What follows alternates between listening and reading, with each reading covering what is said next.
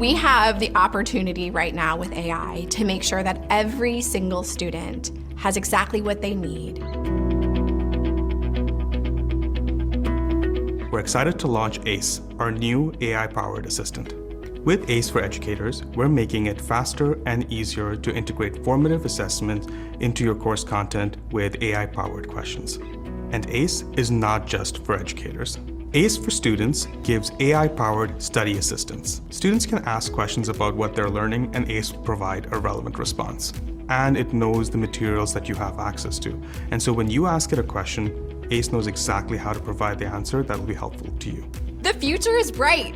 The future is exciting, right? The future is about making sure every single student has exactly what they need at the right moment. It's about really personalizing the experience for every single student so that they can realize their potential.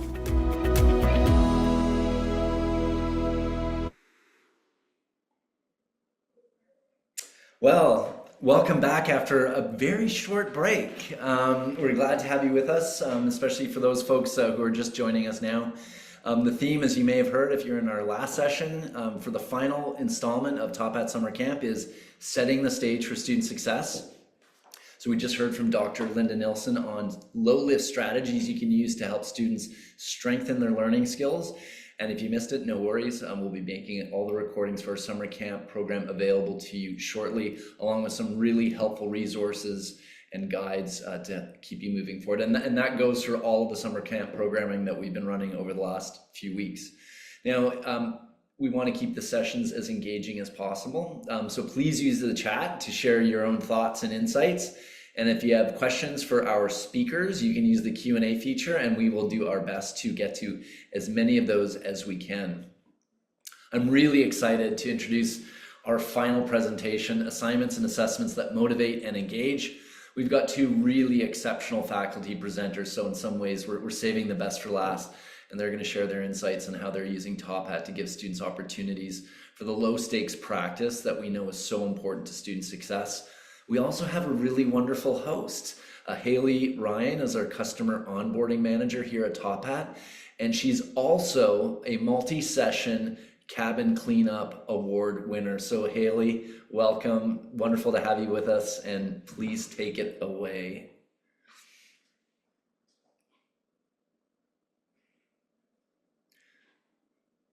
Thanks so much, Eric.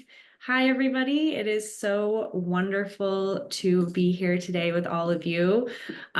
Like Eric just mentioned, I manage our incredible team of onboarders and instructional designers here at Top Hat. And on my team, we're really passionate about training instructors on how to create dynamic and active learning centric courses. I'm honored to be hosting the final session of summer camp today, and I'm going to start by giving some context into the assignments and assessments that we'll be talking about today. Then we're going to hear from our two amazing faculty speakers who are using innovative methods to create and implement frequent formative assessments to put students at the forefront. We'll have time for Q&A. Please make sure to use the chat or put them in the Q&A, which would be best. And then we'll wrap up with a demo to show you how you can bring some of what we'll be touching on to life in your classroom using Top Hat. So let's get started. I think we can all agree that assessments are foundational to the higher education experience. They're the yardstick to gauge progress against what instructors intend for students to know based on learning objectives that you, the instructor, have set for the course. High stakes assessments like midterms and final exams are an incredibly necessary part of many courses, particularly for students pursuing accreditations and professional degrees. But over the years, what's been really exciting to see is that frequent low stakes assessments have become common practice for many instructors. We obviously just had an incredible presentation by Dr. Nilsson going over how these can be really, really powerful tools for students to engage in their own learning, as well as for you, the instructor, to get a lot of feedback. Using these assessments can help instructors, keep track and understand how students are doing, as well as students take control of that themselves. Assessments also foster community between students by encouraging them to work together while also creating space for students to learn from their mistakes and receive feedback and then reflect on that progress.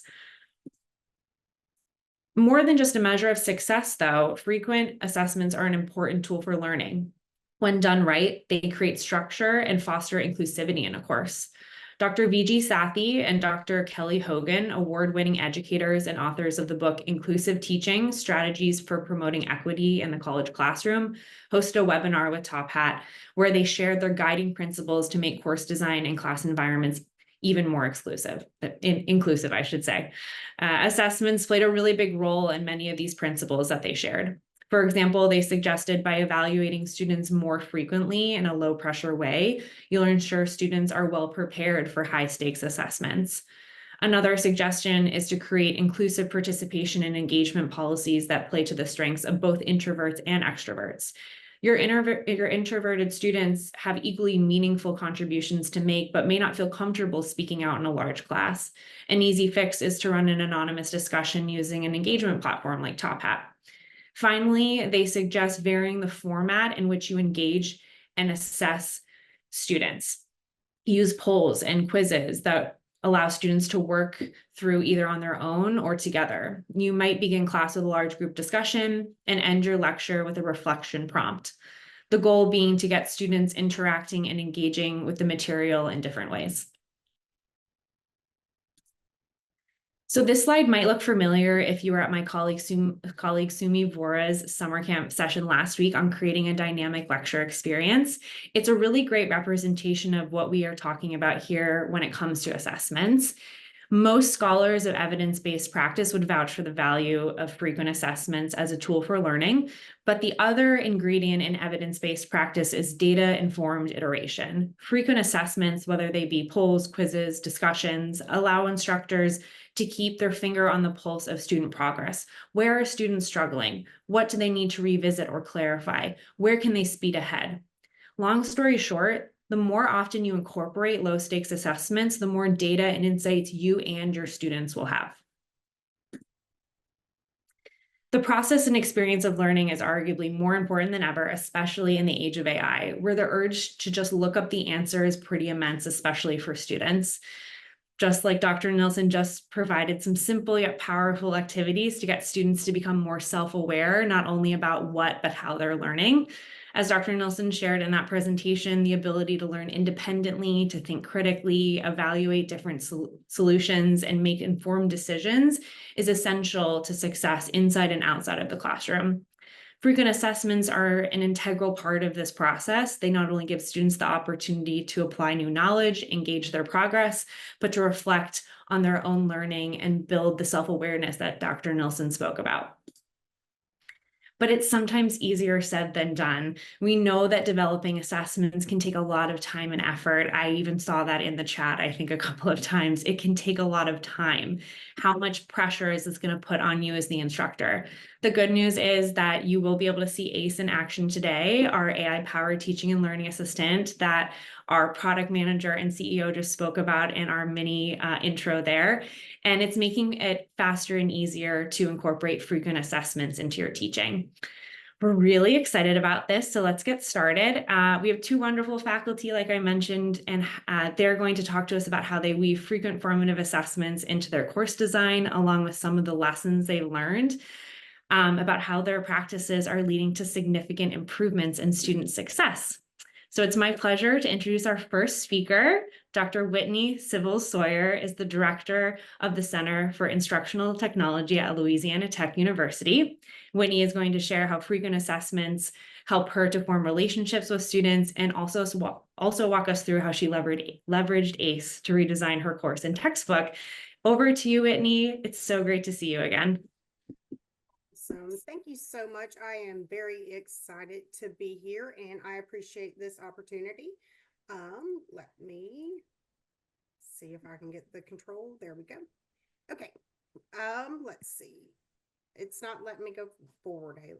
Try one more time, Whitney. Hold on. That option went away now. I'm so sorry, y'all. It doesn't have the option down there now. Do you want me to just share my screen? Yeah, that would be great. Okay. The joys of Zoom. Yeah. What I teach my students is you should always expect technology to fail. And that is the number one rule of instructional technology, have a backup plan. So I am Whitney Civil Sawyer. Like she said, I am the director of the Center for Instructional Technology. So I kind of wear dual hats. So I am responsible for faculty professional development at Louisiana Tech University in the area of technology. So I help them figure out how to effectively integrate technology in the classroom. And so I am very excited to be able to talk about what I'm doing with Top Hat. I also do teach EDCI 210, which is instructional technology to pre-service teachers. Hey Whitney, sorry to just barge in, but you're a little soft audio wise. I'm wondering if it's possible to sit a bit closer to your microphone. I can also use my teacher voice. Is that Yes, better? use your teacher voice. Excellent. I can do that for sure. Okay, cool. So again, I teach instructional technology to pre-service teachers. So I get to use these technologies and also model them in the classroom. So it's very exciting for me. And finally, my teaching philosophy. I do not consider myself a sage on the stage. I consider myself a collaborator in learning. I believe I have as much to learn from my students as they have to learn from me. And I also believe that relationships allow for true learning. Having those relationships with your students lets them know that they have a safe space to learn in and a safe space to fail, because in failure is growth. So how do we form relationships with students to increase motivation? The first thing I do in my class is I teach them that I am a real person. And how do I do that? With Top Hat. I don't know if any of you are familiar with Reddit, AMA, Ask Me Anything, but this is an idea that I took and applied in my classroom. So on day one, at the end of my intro to class information, I do an AMA in Top Hat, and I let my students ask me anything. They can be professional questions, personal questions. I do give the caveat that if I do not feel comfortable answering the question, I will not answer it. And that has occurred before. But I like to try to build that community, and I want my students to see on day one that I'm a person also. So some assessment strategies that I use utilizing Top Hat. Frequent formative assessments are key. This is checks for understanding. So they allow students to get timely feedback. Too often we have assessments and our students do not get the feedback in a timely fashion to truly impact their learning.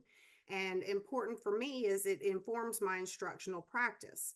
I can use those formative assessments to see how well my students are doing and how I might need to remediate my teaching, which I will discuss in a little bit. So some student benefits to frequent formative assessments. They, of course, support learning. They are little small bite assessments, so it helps you get that feel about where they stand, and it also builds their confidence in their knowledge base. They know that they understand the basics. The basics give them the platform to apply more knowledge on top of it. And importantly to me, it facilitates relationship growth because the students know they are not alone. I teach mostly freshmen, and they tend to be very shy. And so they don't understand that usually if they have a question, other students have that question too. And Top Hat's really good about letting them see that right within the platform, which I'll also discuss. But there are some benefits for me as the teacher too to these frequent formative assessments. It helps utilize technology to fill the gap in the feedback loop. Like I said, that timely feedback is key. So utilizing that technology gives them the feedback in a very quick fashion so that they can move on. It quickly identifies gaps in understanding, so I am able to pull out the assessment results from my formative questions and see how well my students did. If a big chunk of them did not do well on it, then it lets me do remediation on the go. I know right then that there was probably a problem with me teaching. And so I like to go ahead, pull up those formative assessment questions, look at the data and decide, do I need to remediate or am I prepared to go on and my students are ready to? Top Hat ACE, when I say it's my new best friend, I am not joking at all. I use AI to generate questions based on my own content. What I love about Top Hat ACE is these questions pull off of the content that you have created. They don't just scrape the internet. So these are questions based on the content I wrote in my textbook. So it bridges that gap between the content and the formative assessment. And again, it lets me see if there's a problem that I need to remediate. Also, one thing I love that you see at the bottom of the question is that ACE gives a hint and an explanation, but it never gives the answer. So it helps students, it leads them to the answer, but it never just regurgitates what's on the page so that they get the right answer from the AI. So some benefits for using ACE for my students. I was able to create evidence-based low-stakes learning opportunities that give those hints and explanations built in, and I didn't have to do any work on my own. So it took that load off of me. ACE also acts as a virtual tutor for our students so that they can understand some of those harder concepts. Again, it does not give them the answer. What I like about the tutoring portion of ACE is it's really good at leading questions that lead students to question the knowledge they have and make those connections in that deep learning. And of course, it's always available. We are not always available. Our students might think we should be, but that is just not the nature of reality. ACE is there at 2 a.m. to help them out if they're working on their assignments. Some of the benefits too, for teachers, creating formative assessments from page text, and I'll show you all my text in just a minute, but I was able to create my textbook and then make those questions based specifically off my text. Also, when you use ACE to create a question, it allows you to recreate. So if you don't like it, delete it, recreate it. Maybe you like part of it, but you don't necessarily like all the options in the multiple choice question. You can go in and edit inside of that too. It reduces the time to create and analyze low stakes assessments. And that's incredibly important because I don't know a single teacher who has extra time. And then finally, it supports those relationships that I believe are key and integral to true learning. So let's take a look at my actual class, A Day in the Life of EDCI 210. I used ACE's pages, their content editor, to build my own textbook. I thought I had a lack of continuity, which I'll discuss in a second in my class, because I did not have a textbook. So what I did was I utilized ChatGPT and Top Hat to create my OER textbook. And it is right, you can see a picture of it here on the side. And so I created a page for every single module that my students go through. What was challenging was that I did not have that textbook. And because of that, well, the main reason I do not have a textbook in my course is because it is technology based. And by the time I would get that textbook in their hands, they would probably have an out of date text that cost over $100. So what I've always done is I curated free learning resources and I put them in the LMS. But I found there was a disconnect between the LMS, the content from the free learning resources, and the projects they were doing. So I could provide them with all the materials, but there was no continuity. It didn't pull it all together, I didn't think. So I was looking for something to provide that continuity, the missing glue in my class. One platform for content and assessments. My students, of course, they don't like going to 50 different platforms to do different things. So having Top Hat integrated into the LMS, and it pushes them right into Top Hat to read the text. And then they do the low stakes assessment there, and then it pushes the grade back into the LMS. And then another challenge was that there were very few opportunities for useful formative assessment to inform my instruction. I could ask some open-ended questions, but without those formative assessment questions embedded in the content, I couldn't necessarily see where the disconnect was. So I tried to tackle the problem. I will be totally honest. I went to Top Hat Engage in New Orleans, and I went to a session there that was incredibly inspirational to me. So I came home and I started working on my Top Hat textbook. So I did use ChatGPT to write the textbook based on specific prompts. I also included my learning outcomes to make sure that the prompts, the content was actually hitting the learning outcomes that I have in my class. So I used their Top Hat pages, their content editing, to create the actual textbook. What's really neat about it is that I can not just embed those questions, but I can embed videos, I can embed additional resources that I might want them to look at. So it's very interactive, and it creates an interactive, interesting, engaging learning space for them. The next step for me was to use Top Hat ACE to embed those formative assessment questions. And like I said, if I didn't like the question, I simply deleted it, redid it, and then occasionally I might go in there and fiddle with the multiple choice options. But for the most part, ACE was straight on with what I needed. And now what I do, instead of going through the different free learning resources I curated, I actually lecture from my Top Hat pages now. So I use that. That is the missing glue. I go through that in the class, and then I refer them back to the additional learning resources outside of that. So here is an example of my text, and you can see that I used headings to create sections. It makes it screen reader accessible, which I am a huge proponent of. But also, if you look at the far right, it creates sections for my learners. So if they want, they can easily go to the part they're looking for, and they don't have to scroll through the whole page. So I like the structure of that a lot. And then at the bottom of the page is where I embed my question. But one of my favorite things to do is, what questions do you have? I tell my students on day one, I expect them to have questions. I know I'm not the best teacher in the world. I know that they will need to ask questions, and I want them to have the space to do that. And I remind them, there are no stupid questions. One of my teachers in undergrad told me the only stupid question is an unasked one. So I leave this question up at all times. What questions do you have? I let them answer it anonymously.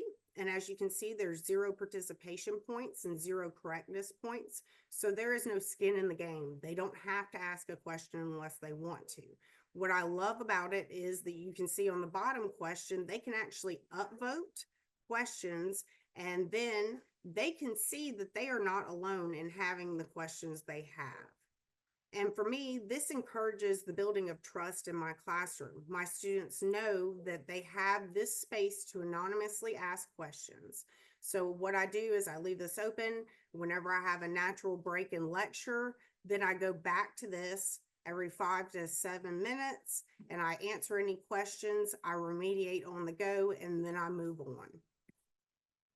And finally, I'm going to wrap up with a quote from one of my favorite educators, Rita Pearson. This is from her TED Talk. It was about K-12 education, but I believe this definitely has a place in higher ed. Every child deserves a champion, an adult who will never give up on them, who understands the power of connection and insists on them becoming the best they can possibly be. I believe in this full-heartedly. I believe as educators, we have the responsibility to form those relationships so our students can learn and to be their champions in learning. We are there for them. Without the students, we would not have institutions of higher education. Thank y'all so much, and I hope you have a wonderful time, and this next session will be great. Let me stop that share.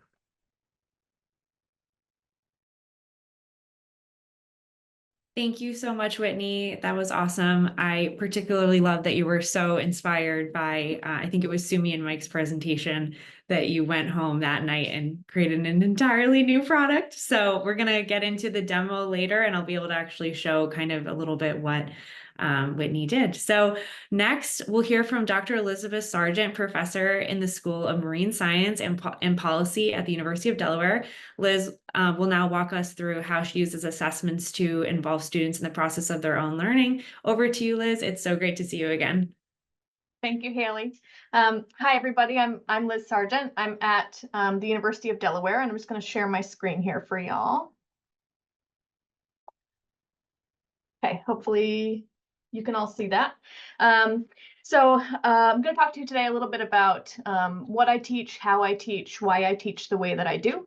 In terms of what I teach, topic-wise, it's mainly going to be biology and marine science, but level-wise, it's all over the place. So I teach freshmen, I teach seniors, I teach grad students, I teach intro courses, I teach upper-level courses.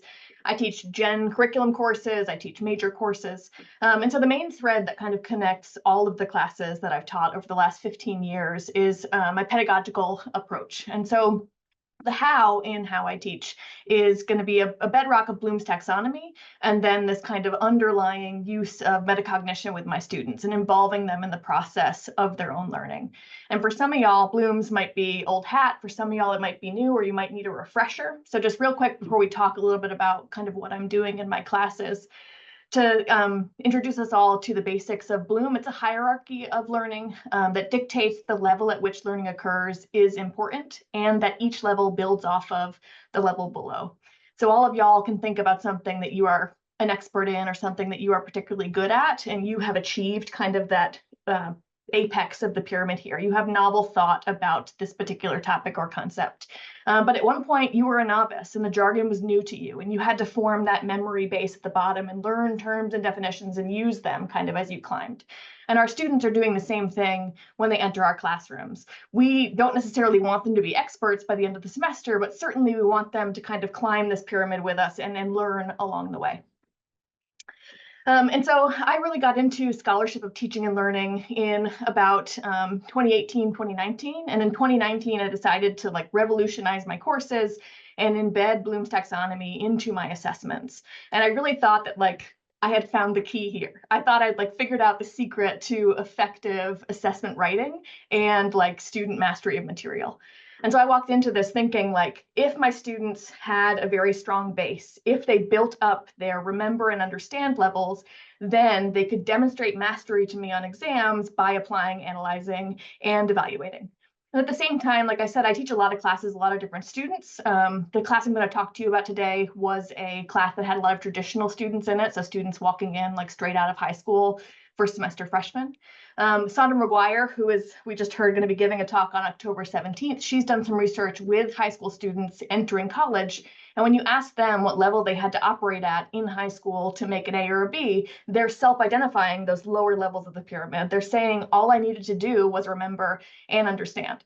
So I accidentally created this perfect storm of I was forcing or encouraging this remember, understand, and then assessing higher. And my students are walking in thinking remember, understand is all they need to do. And the first exam was a slap in the face for everybody. And it's the first time I taught this course, 6 years ago. So I went to my colleagues who had taught it in the past and I said, well, what is going on? Like first exam was a disaster. What I heard from faculty was, well, yeah, everybody does well on homeworks and then horrible on exams in this class, or the students just can't apply in this course, or the students only care about their grades.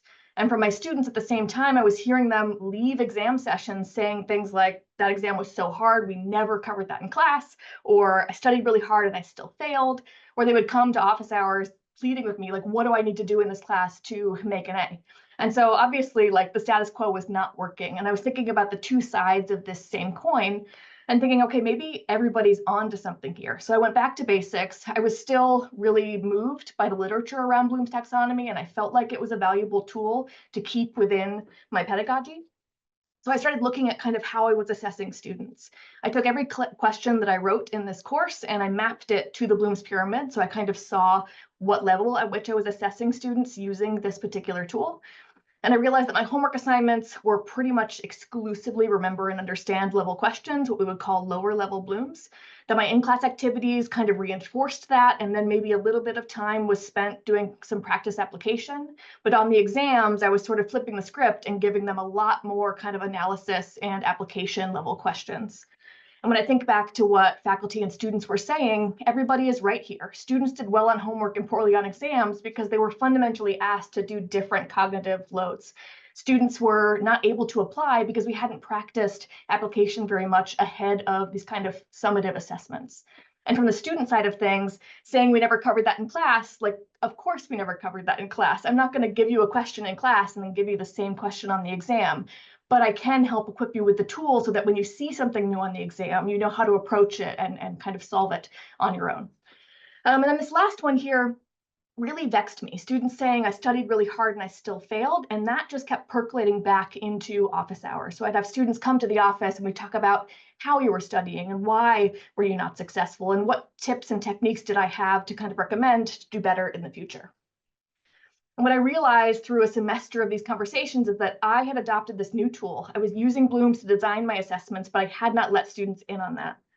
And so I thought what would happen if I made this a classroom conversation instead of just a conversation I was having with myself in my office or having with my students in office hours. And so I created this marriage kind of a year after this initial kind of introduction to bring both of these things into the classroom at the same time. So on top of the kind of Bloom side of things, I introduced to my students at the start of the semester the idea or the concept of metacognition, autonomy, and student buy-in in my courses. And I replaced kind of my syllabus day with a day on how to learn, not just how to learn in my classes, but how to learn in general. And that first day of class, I found that the syllabus stuff could get shifted to work students were doing at home. But this sort of time that I spent talking to students about thinking about their own thinking, about self-assessing their learning, showing them the Bloom's pyramid and saying, hey, your homework's going to be down here. In class, we're going to work up here. On exams, I expect you to function up here, gave them kind of the tools or the expectations that were set on day one, and it allowed them to sort of hit the ground running. And after about a semester of just sort of introducing these concepts and reminding students about the transparency, I introduced a new assessment, which is kind of the crux of what I want to talk to y'all about today. And that's what I call the AAE, or the Apply, Analyze, Evaluate, so named because it's mapped to those upper levels of the Bloom's taxonomy pyramid. And basically what the AAE is a collaborative, open book, low stakes, summative practice exam. My students take this before every single major exam in all of my courses, but when I first started out, they were just taking this kind of in one class in one unit when I was playing around with it a bit. And what's nice about these practice exams is the modality is very, very flexible. I've been doing this for a long time now, so I've tried this in the classroom, in groups, live with me present. I've tried this assigned as a homework. I've tried this assigned in pairs. I've tried this totally independent, like during COVID and lockdowns and things like that. But critically, I've built in this kind of metacognition component to it. So when a student is taking this practice exam in Top Hat, they're in a Top Hat page. And as they move through all of the questions that I've written and embedded there, they're seeing green if they're correct, they're seeing red if they're incorrect. They're seeing a hint if they're incorrect, they're seeing an explanation if they're correct. And then also in between the content questions, I've got blocks of text, I've got discussion questions, I've got reflection questions where I'm asking them to think about their thinking, talk about their approach to the question. So they're practicing not only course content, but also exam taking and critical thinking skills. I know we're not all biochemists, but if you were in my intro bio class and we were in our biochem unit, taking the AAE before the biochem exam, you would see these three questions. This is an ethanol molecule like alcohol. And basically these three questions are just asking students, what are the differences between the two bonds circled here, and why do the atoms in those bonds behave differently based on the characteristics of the bonds themselves? If this was just a normal practice exam or the actual kind of summative exam, it would be these questions, and then the next questions would move on to another topic. But critically, what I do in these practice exams is right after the students see these three questions, I say, stop, look back at those last three questions. Those last three questions actually ask you the exact same thing, three different ways. They're assessing the same concept in different ways at different Bloom's levels. Did you struggle with one of these more than another? If so, why? Maybe you have a strong base, but your problem here is in application, or your problem here is in evaluation. Or if you missed all three, maybe your base isn't that strong on this concept. So it builds in the ability for students to kind of self-assess the level at which they're engaging with the material and the level at which they're learning. And if we stay under the umbrella of this particular kind of biochem topic, if we go to then the exam that would assess this same concept, I could ask them a question about this molecule here on the left. This is a molecule they've never seen before, but the question is asking the same thing that the questions on the previous slide asked. And what I can do is look at how students performed on the practice exam versus how they performed on the actual exam, and look at how they participated in either of those activities. This is for one specific kind of topic, but this holds true across many of the topics when I do these sorts of analyses. And what I found in this particular example is if a student didn't take the practice exam, maybe they were sick, maybe they just didn't come to class that day, then only half of those students got this question right on the real exam. If students took the practice exam, but they did it independently, maybe at home as a homework assignment, or maybe during lockdown when I assigned it independently, they did a little better than not taking the practice exam at all, but still only about 63% of those students got the question correct. And where the magic really started to kind of percolate out of this system over time is realizing that when a student takes the practice exam and they take it in a group or in pairs, and they have that time to talk with their peers about their thinking, about 80% of students are getting this question correct on the exam after that experience. And so it really goes to show that the students are kind of on this similar pathway of learning, and leaning on each other and hearing from each other about how learning is occurring is helping them to become better learners and better masters of material. I mean, I can talk all day about my data and my questions and kind of my mapping, but I also think it helps to hear from some of my students themselves. We've got Lydia, Mark, and Haley here. And I pulled these specific quotes because they all speak to kind of a unique thing about the intentionality that I brought to this assignment. Lydia specifically talks about that collaborative effort that I built in, talking about how communicating and collaborating with her peers really helped her in the learning process and helped her kind of see the cogs running in her brain. Mark talks about how not only did he find the AAEs to be inclusive, but also it helped him to kind of have a mental map of how learning works. He talks about climbing the ladder of learning, or climbing the pyramid of learning, which he then was able to translate into other classes. And Haley here talks about specifically the idea that doing these AAEs made her more comfortable and more confident in all of her classes and enhanced her study skills. So lots of students are benefiting in lots of different ways from these practice exams. And if I kind of want to summarize where I've gotten to as a point with these practice exams in my courses over time, then what I found is that practice exams, like my AAE, are increasing student success. So not only are they performing better on individual exams for having taken the AAE, but literally the drop, fail, and withdrawal rate for my courses has decreased in classes where I use the AAE versus in classes that I don't.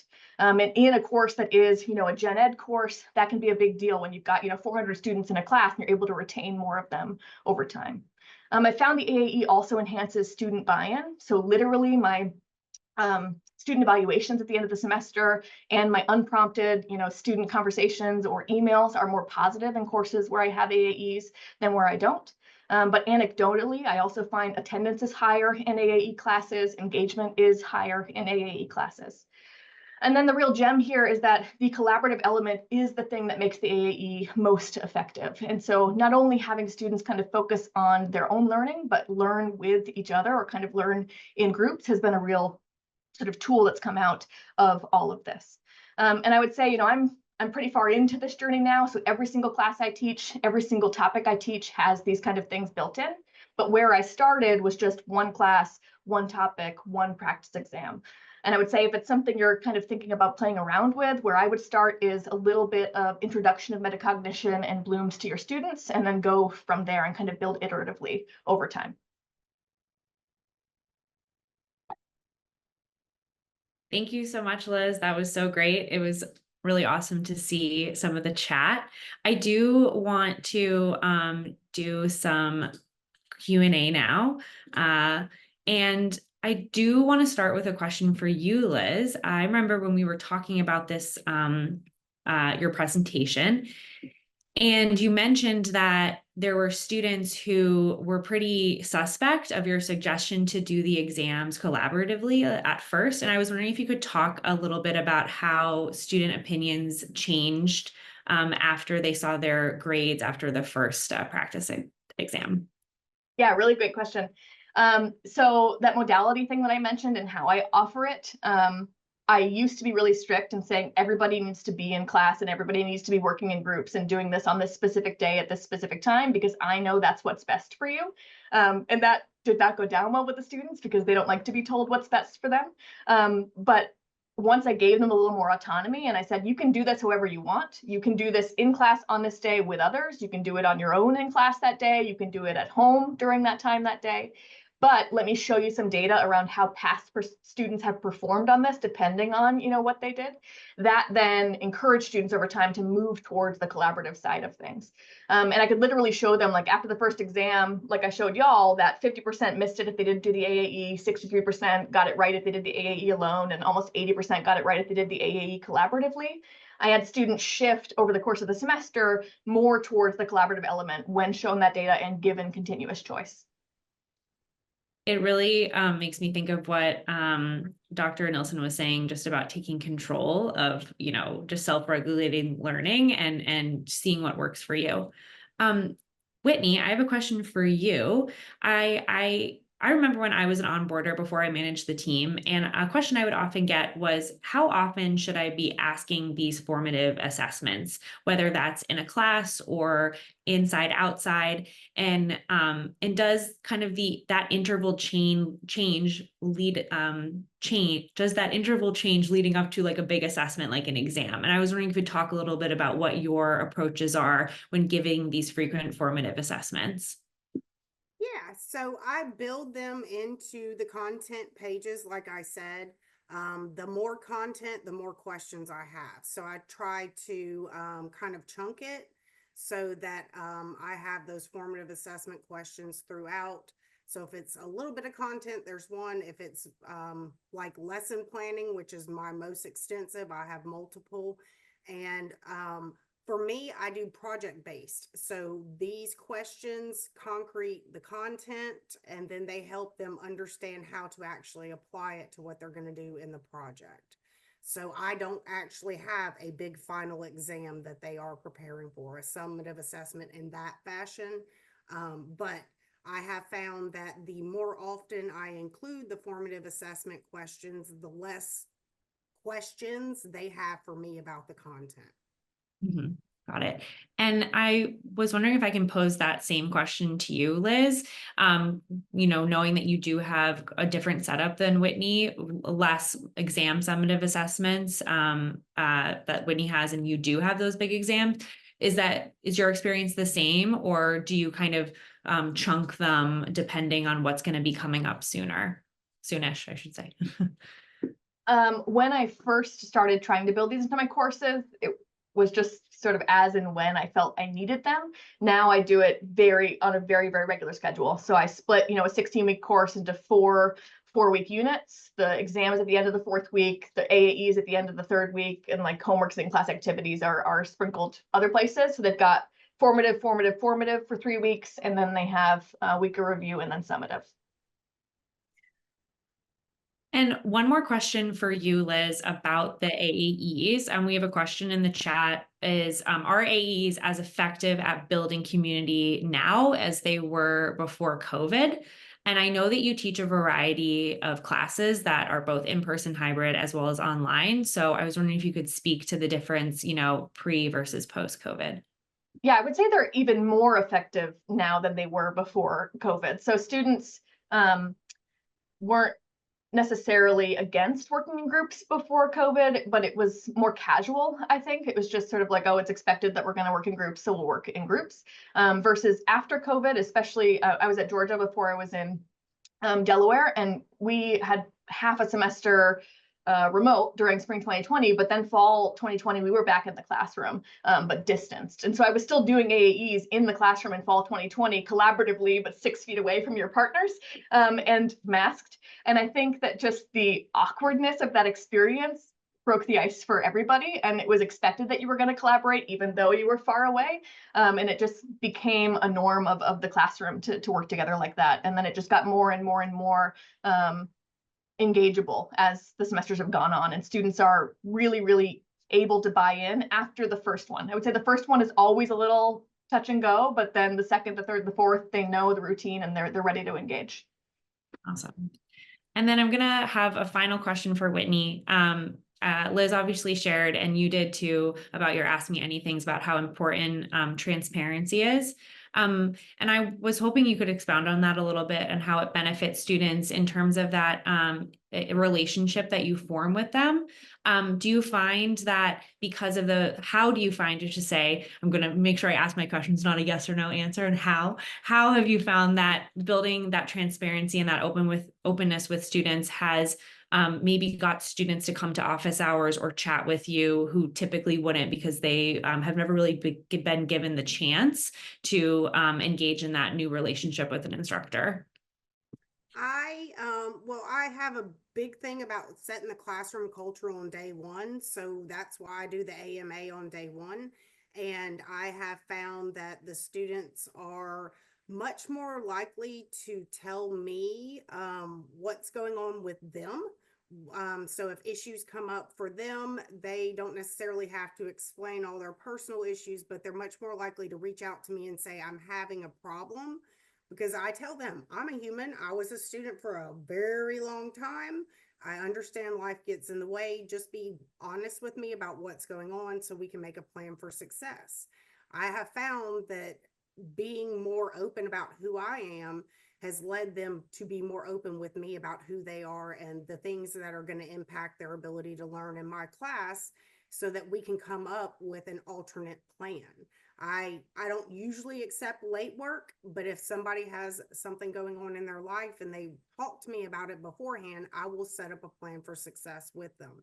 So having that relationship built from day one does bring them to me more often with problems both in and out of the classroom.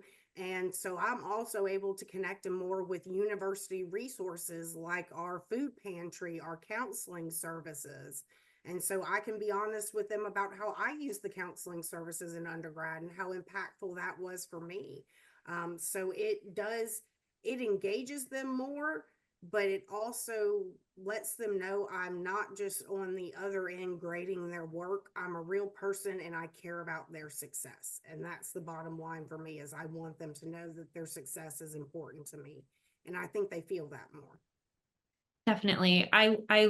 I assume from what you were just saying that you're actually probably getting more assignments back from students because they do feel that they can be honest with you about why it might be late, where sometimes if it's a more strict and there is absolutely no late work, that people, okay, well, I'm just not even going to try because I already missed it. There are, reasons for both, but I think your approach is really great. And really quickly before we move on to the demo, just for both Liz and Whitney, I'll start with you, Whitney. How big are the classes that you normally teach? Oh, I am lucky that I am limited in the space in my room. I have a very smart classroom, so it only fits 30. And so I teach 2 sessions back to back. So I have 60 students, but there are 30 in the classroom at one time. So that allows us to have that closer relationship. And what about you, Liz? Per class size? Yeah. Yeah, it varies. I have classes as small as 12 students and as large as 400 students, and I do this with all of them. Awesome. Great. Well, thank you both so much. Now I'm going to go into a short demo so that everyone can actually see how they can actually do some of this work in their own Top Hat courses, or at least get to thinking about how you can. Everything that Liz and Whitney have talked about is very, very, very doable, especially with Top Hat. So thank you both so much for being here and sharing your experiences. It has been so wonderful to learn from you. And we're going to go into some demos now. So everybody bear with me 1 second.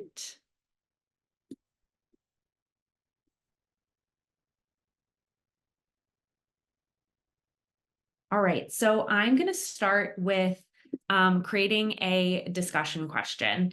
And I know I'm not sharing it, don't worry. Hold on 1 second. All right, I'm going to go ahead and share. Okay, awesome.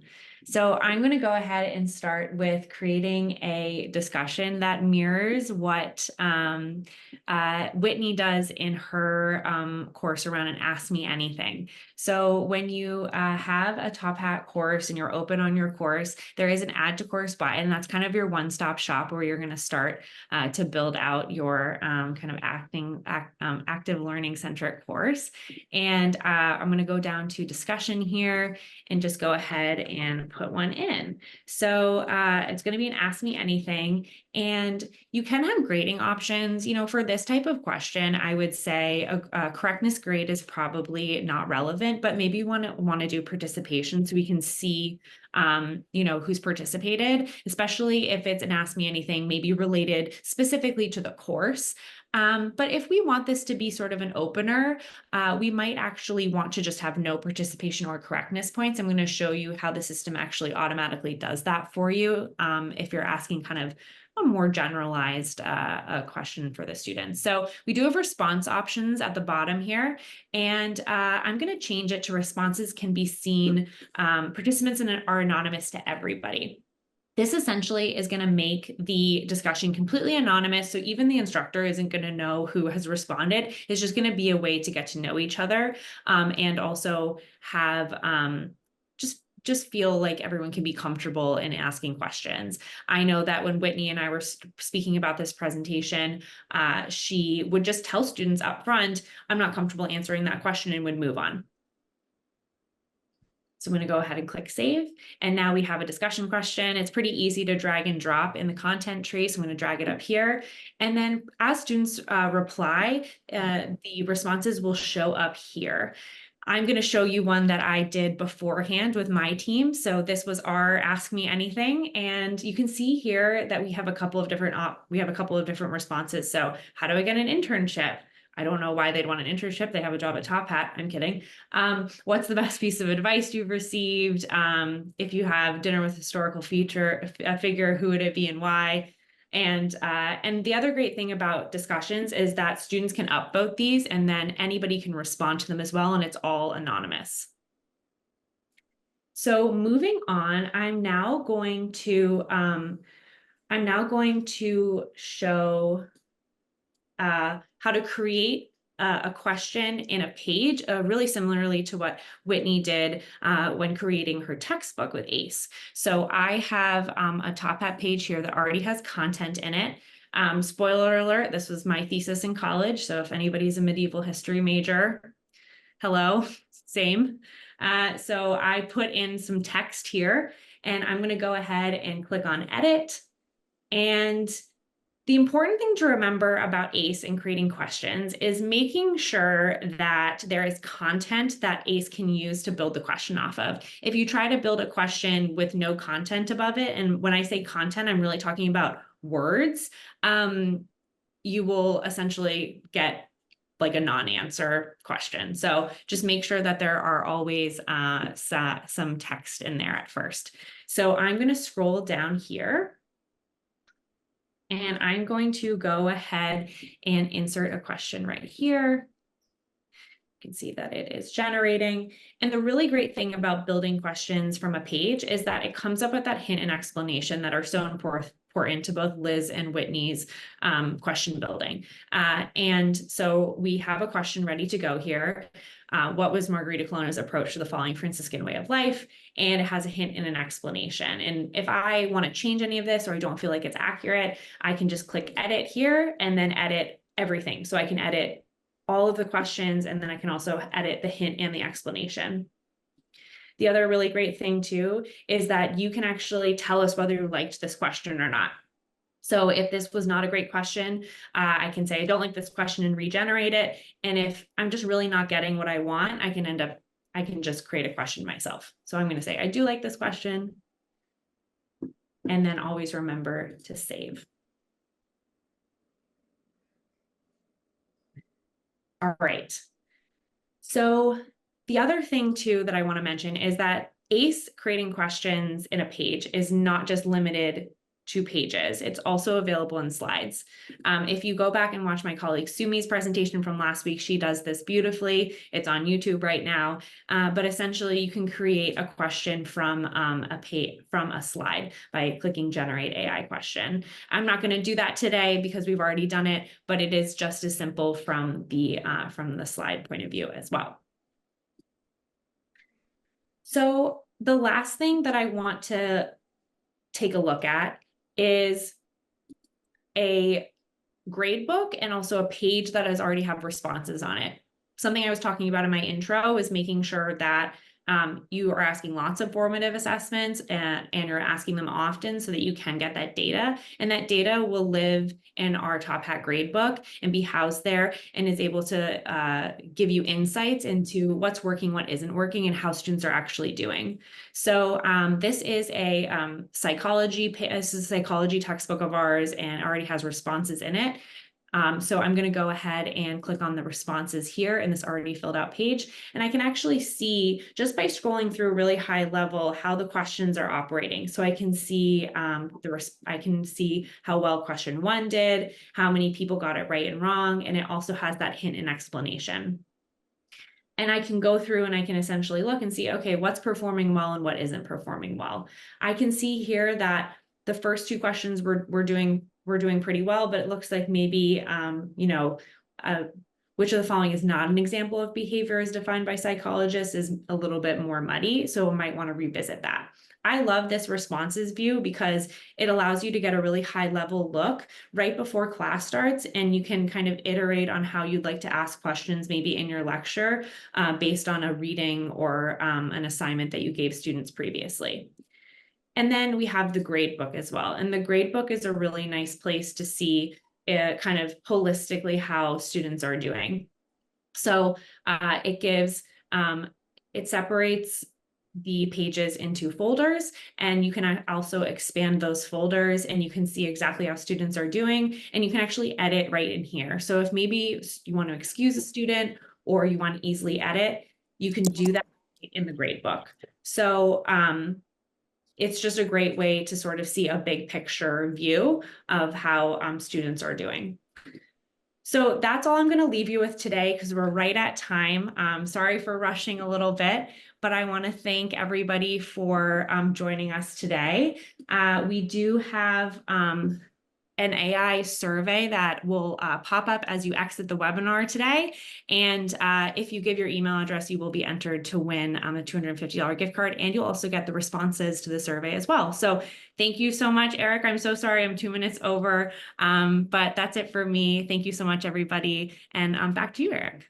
Yeah, you're right on time, Haley. Wonderful job. And thanks to all of our presenters today. I thought that was really fabulous. A lot of great insights being shared there. So that is a wrap for summer camp. We hope you enjoyed today. And if you've been attending the last few weeks, then we hope you've got some value and some great insights to bring to your teaching this fall. But that's actually not it. As I posted in the chat a few times, we will be making recordings of these presentations starting back in week 1 through to today, along with the slide content as well. We've also got some other great resources we're going to share, including our brand new how-to videos, which are very succinct, 1 to 2 minute long videos that help you address questions and around the usage of Top Hat. So they're really purpose built to help you get started and to make your journey using Top Hat as easy as possible. We've got our Intro to AI course module, which you'll be able to access and have the experience of a student actually interacting with that content. And we hope that that's a useful resource if you're thinking about course policies around AI in your course, or perhaps looking for some inspiration around how you might leverage AI in your discipline and for your students. So with that, I just want to thank all of you for attending. It means a lot to have you with us, and I wish you a wonderful rest of your summer and a successful start to the fall semester, which isn't that far away, but hopefully far away enough that you can enjoy a little rest and relaxation. So from all of us at Top Hat, thanks so much. Take care.